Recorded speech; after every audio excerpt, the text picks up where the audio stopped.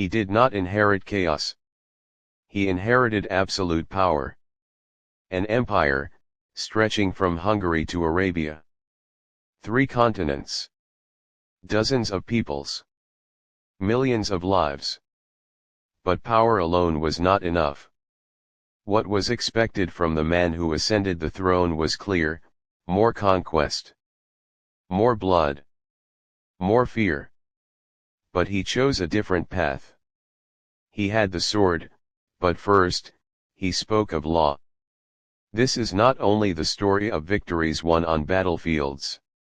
This is the beginning of an era where power was turned into order, and order into empire. Europe would write his name as the Magnificent. But his own people remembered him by a different name, Kanuni. When Suleiman the Magnificent ascended the throne, the Ottoman Empire was already vast. But it was not stable. There were threats in the east. Opportunities in the west. And inside the empire, the future of absolute power was uncertain.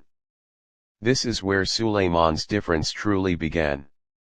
His first move was to bring order to the state.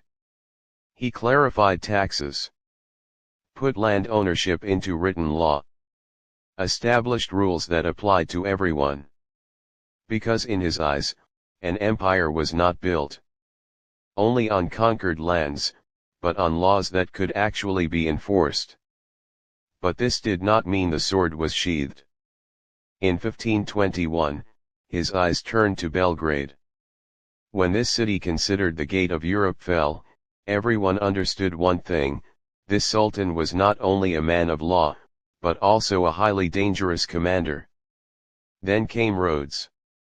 An island that had resisted for years was finally conquered during Suleiman's reign. The Mediterranean was becoming an Ottoman sea. And then came the true turning point, Mohács. In 1526, the Hungarian army was annihilated. In one of the shortest and most devastating battles in history. Just 2 hours. A kingdom collapsed. Europe was shaken. The Ottomans now stood at the gates of Vienna. Suleiman was not only conquering. He was changing the balance of the world. And his power was not felt only in the west. In the east, the Safavid threat remained. In the south, the legacy of the Mamluks was still fresh. The caliphate he inherited from his father, Selim, was institutionalized under his rule.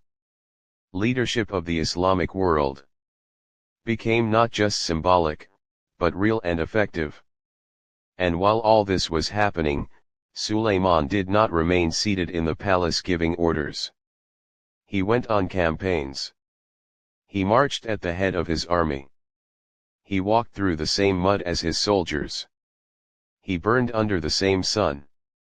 That is why not only his enemies, but his own soldiers took him seriously.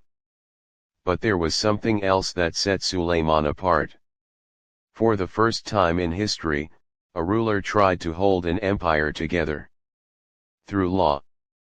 The legal codes known today as the Kanuni were written during his reign. How the state would function, who held which authority, the limits of punishment, all of it was recorded. That is why Europe called him the Magnificent. But for the Ottoman people, the true title was clear: Kanuni. Years passed. Victories came, defeats came as well. The heaviest blow was the execution of his son, Said Mustafa. This decision became the greatest burden of Suleiman's life, both as a ruler and as a father. But the state was not ruled by emotions. In 1566, old and exhausted, Suleiman was once again on campaign. Before the walls of Zajitvar, inside a tent, he quietly passed away. His death was hidden from the army. Because the empire had to stand, Suleiman the Magnificent left behind not only conquests, but a system. The Ottoman Empire reached its peak under him. but no peak, lasts forever.